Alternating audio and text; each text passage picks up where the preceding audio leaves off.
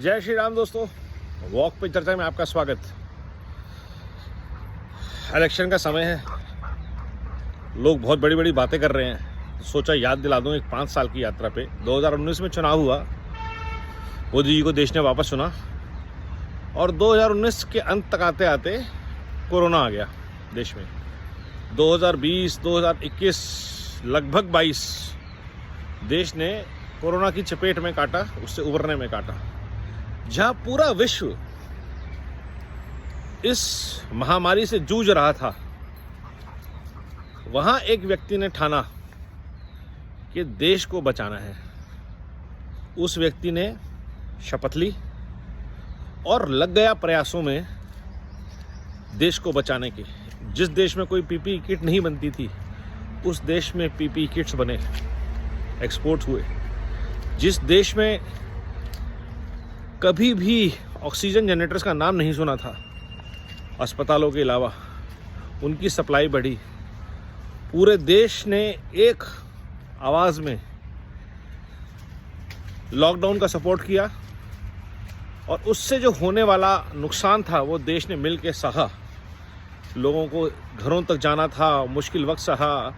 और जहां आशंका हो रही थी कि 140 करोड़ की आबादी में 1% लोग तो आराम से मरेंगे, कोई रोक नहीं सकता, उस मंजर में से देश को निकाल के लेके आना, लगभग ना के बराबर चोट के साथ। ना सिर्फ ये, उस मौके को इस्तेमाल करना, वोकल फॉर लोकल, आत्मनिर्भर भारत जैसे आइडिया के लिए, और उससे बिल्ड करना इकोनॉमी को पूरी। उस मौके का इस्तेमाल करना जहां दुनिया त्रस्त थी, वहां 80 करोड़ लोगों को खाना घर में पहुंचाना, लोगों को डायरेक्ट बेनिफिट ट्रांसफ़र। और ये सब चीज़ें उस दौरान नहीं हुई, ये उससे 5 साल की पहले की जो तैयारियां थी उसका नतीजा था। जहां देश तैयार था किसी भी आपदा के लिए, उसका नतीजा ये हुआ कि भारत ने, जब ग्लोबल सप्लाई चेन क्रंच हो गई और भारत में चीज़ों की दिक्कत होने लगी, तब PLI स्कीम्स लॉन्च हुई। भारत तैयार था। Bharat already vocal for local, आत्मनिर्भर भारत, मेक इन इंडिया जैसे इनिशिएटिव्स पे अपने कदम बढ़ा चुका था। तो आप ये देखिए कि लगातार जब आप तैयारी में रहते हैं तो कैसे किसी भी आपदा के अवसर पे, आपदा को आप अवसर में बदल सकते हैं। उससे बड़ी बात हुई जब पूरी दुनिया जोर लगा रही थी कि ग्लोबल फार्मा कंपनीज की वैक्सीन्स, फाइजर और मॉडर्ना की यूज़ करें। भारत ने अपनी वैक्सीन बनाई अपने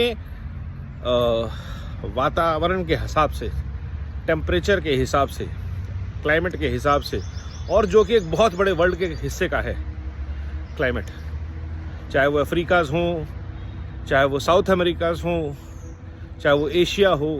और नतीजा ये कि भारत ने जितनी वैक्सीन अपने देश में लगाई, लगभग उतनी दुनिया भर को एक्सपोर्ट भी करी।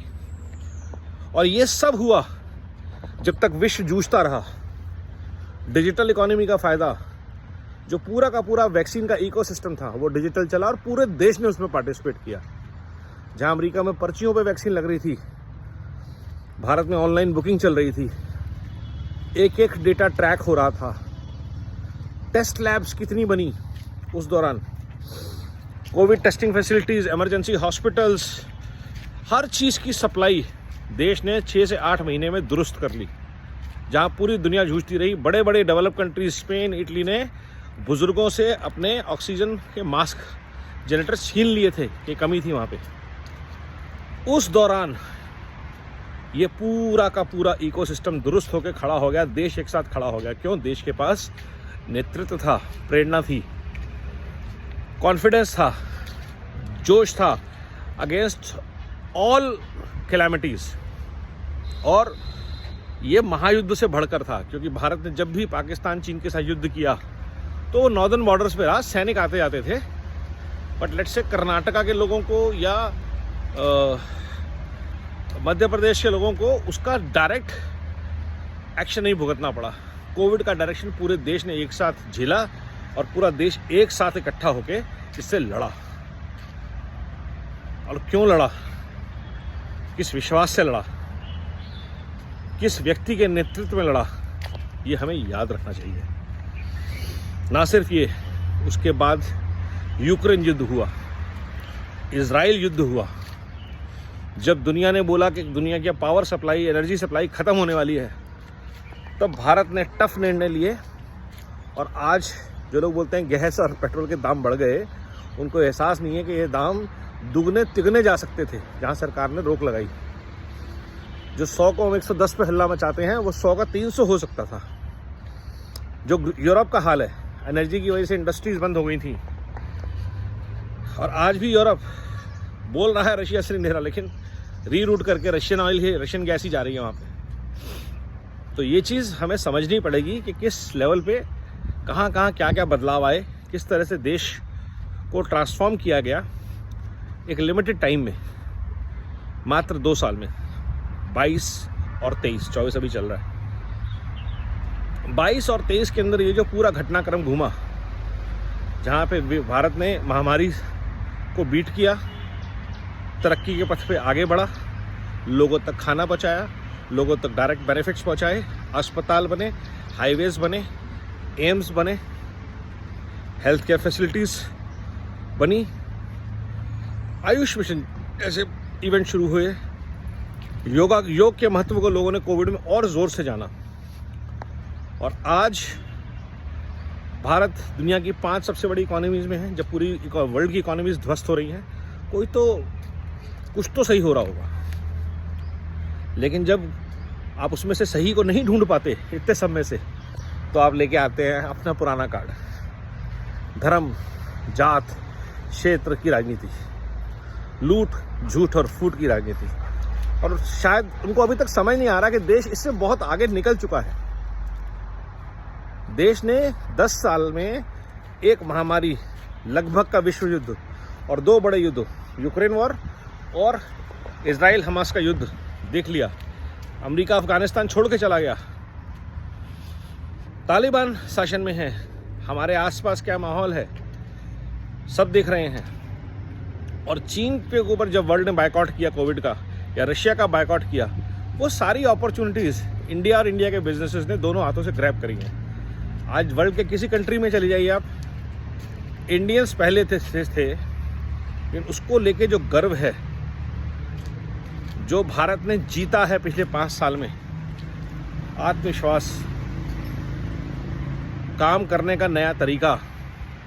लॉकडाउन के दौरान हमने खुद की अर्थव्यवस्था नहीं चलाई, पूरे विश्व के काम को रुकने नहीं दिया। सब जानते हैं पूरे दुनिया के बैक सेंटर्स इंडिया में हैं।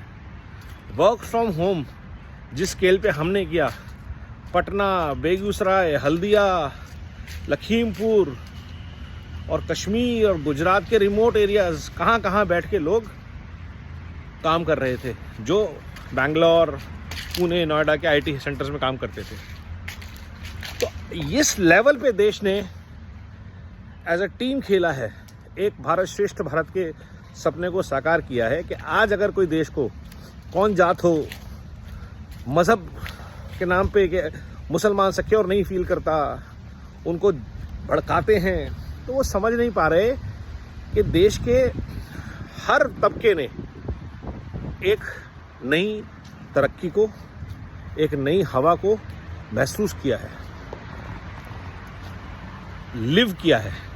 ये 10 साल का जो लिव्ड एक्सपीरियंस है इस यूथ के लिए, जिसने कभी कांग्रेस का भ्रष्टाचार नहीं देखा, जो शायद पहली टाइम वोटर होंगे, उनके लिए वे ऑफ लाइफ है। वो नहीं समझते कि किसी का बाप चारा चोर था, उसका बेटा ईमानदारी की बातें कर रहा है, किसी का बाप स्कूल मास्टर था, उसका बेटे के अरबों के होटल हो गए 20-25 साल में।